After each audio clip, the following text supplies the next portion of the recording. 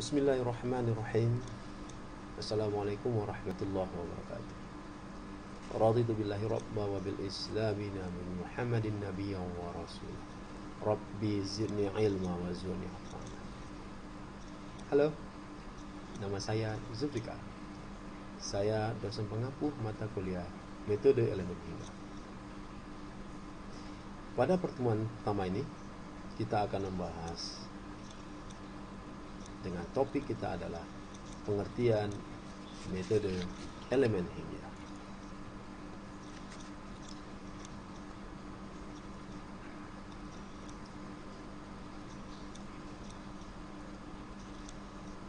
Sebelum kita membahas lebih lanjut, ada yang perlu Anda ketahui dan mungkin pelajari kembali, yaitu dalam mempelajari metode elemen hingga, Anda harus memahami beberapa mata kuliah sebelumnya, antara lain matematika teknik, statika struktur, mekanika kekuatan material, material teknik, dan mekanika teknik atau fluida.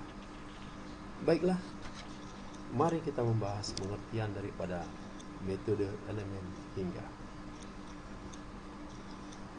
Mungkin Anda masih ingat ketika mempelajari ilmu statika struktur mengenai pembebanan 3 titik atau disebut dengan 3 points bending. Variabel-variabel yang mudah diperoleh ialah gaya reaksi yang terjadi pada masing-masing tumpuan, sedangkan gaya reaksi dan defleksi yang terjadi pada bagian batang atau bar harus dianalisis dengan menggunakan metode yang cukup rumit, antara lain metode integrasi persamaan momen lentur, metode superposisi, dan lain-lain. Bagaimana jika benda yang dianalisis menjadi lebih rumit lagi, seperti plat penahan rem mobil berikut ini? Kita ingin mengetahui pada bagian mana kemungkinan terjadi kegagalan operasional, atau analisa kekuatan struktur rangka mobil yang lebih rumit lagi. Sudah tentu analisis dengan menggunakan teori-teori analitik tidaklah menjadi mudah untuk dipecahkan dan semakin rumit dikerjakan. Oleh karena itu, dikenalkanlah sebuah metode yang membagi sebuah body atau benda menjadi bagian-bagian kecil yang tertentu yang disebut dengan metode elemen hingga. Dalam metode ini, sebuah benda atau body akan dibagi menjadi bagian-bagian kecil yang memiliki luas area tertentu yang disebut elemen. Melalui suatu proses pembagian area yang disebut dengan diskretisasi atau mesh, titik sambung antara masing-masing elemen disebut dengan nodal. Pada nodal ini terjadi gaya, aksi, dan reaksi. Sedangkan pada elemen terjadi respon berupa kekuatan struktur atau material. Dengan demikian, dalam analisis metode elemen hingga, pemahaman akan nodal dan elemen menjadi sangat penting.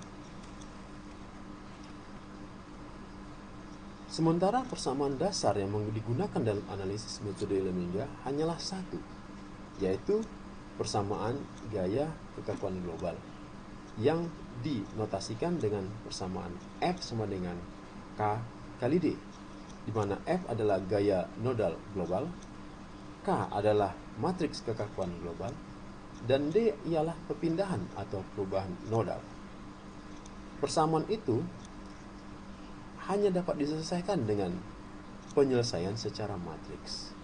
Oleh karena itu, pengetahuan dan pemahaman mengenai ilmu persamaan matriks sangat penting dan wajib dikuasai oleh mahasiswa serta kuliah ini. Aplikasi metode elemen hingga. Pada awalnya, industri otomotif menggunakan mobil hasil manufaktur yang berharga ratusan juta atau bahkan miliaran rupiah untuk dihancurkan sedemikian rupa untuk mendapatkan kekuatan, keunggulan, maupun kelemahan dari mobil yang diproduksi. Sehingga diperlukan investasi yang cukup mahal untuk memproduksi suatu jenis mobil. Dengan adanya pengetahuan tentang metode elemen hingga dan perkembangan software-software yang mendukungnya, seperti ANSYS, Abaqus, MATLAB, Nastran, dan lain-lain, sebuah perusahaan manufaktur otomotif hanya cukup membuat desain dalam bentuk gambar CAD dan mensimulasikannya menggunakan software tersebut. Hasil simulasi juga mampu mendekati hasil yang sebenarnya, sehingga perusahaan tersebut tidak perlu mengeluarkan investasi yang cukup besar untuk memproduksi suatu jenis mobil di pasaran. Demikian juga dengan industri pesawat terbang yang memiliki investasi yang berkali-kali lipat dibanding industri otomotif. Dengan menggunakan metode ini, dana investasi yang cukup besar dapat dikurangi dan dialihkan untuk kegiatan pengembangan prototipe pesawat terbang yang lebih baik. Ilmu dasar yang digunakan dalam metode elemen hingga. Ilmu metode elemen hingga bukanlah ilmu dasar, melainkan turunan dari beberapa ilmu dasar. Oleh karena itu, dalam memahami ilmu ini, ada beberapa ilmu dasar yang perlu dipahami, yaitu matematika teknik, khususnya persamaan matriks, statika struktur, mekanika kekuatan material, material teknik, dan mekanika teknik atau fluida. Dalam matematika teknik, khususnya persamaan matriks, diperlukan untuk memecahkan suatu persamaan gaya kekuatan global secara serentak atau simultan dengan menggunakan metode eliminasi yang ada, seperti metode eliminasi Gauss-Naif, metode eliminasi Gauss-Jordan, dan lain-lain. Ilmu statika struktur, mekanika teknik atau fluida, mekanika kekuatan material diperlukan untuk menentukan titik-titik aksi dan reaksi akibat beban-beban yang dialami oleh suatu benda. Sedangkan ilmu material teknik maksud saya, diperlukan untuk mendapatkan sifat-sifat suatu material tertentu. Baik, pada pertemuan ini kita akan mengulas kembali sedikit tentang pengertian matriks. Dalam ilmu matematika, matriks adalah susunan 4 persegi yang terdiri dari bilangan-bilangan, simbol-simbol, dan persamaan yang disusun dalam bentuk baris atau row dan kolom atau column. Apabila disebutkan sebuah matriks dengan ordo 2x3, maka berarti matriks tersebut disusun atas 2 baris dan 3 kolom. Lebih lanjut lagi, sebuah persamaan matriks yang lengkap sebenarnya merupakan susunan dari beberapa persamaan linier. Atau sebaliknya, beberapa persamaan linier dapat diubah menjadi sebuah persamaan matriks. Operasi matriks. Dalam operasi beberapa matriks, seperti operasi penjumlahan, pengurangan, perkalian, dan lain-lain, ada beberapa aturan yang harus dipahami sebelum mengerjakan operasi tersebut. Jika tidak, maka operasi kedua matriks tersebut tidak akan dapat diselesaikan. Untuk operasi penjumlahan dan pengurangan, jumlah kolom dan baris kedua matriks tersebut harus sama. Apabila matriks A terdiri dari A, B, C, D dan B, E, F, G, H dijumlahkan, maka penjumlahannya ialah masing-masing nilai dijumlahkan berdasarkan urutan baris dan kolomnya. Dengan demikian maka A tambah E B tambah F, C tambah G, D tambah H. Demikian juga pengurangan. Ya. A kurang E, B kurang F, C kurang G, dan D kurang H. Contoh, ada dua buah matriks 4 minus 1, 3, 2 ditambah matriks 2, 1, minus 4, 0.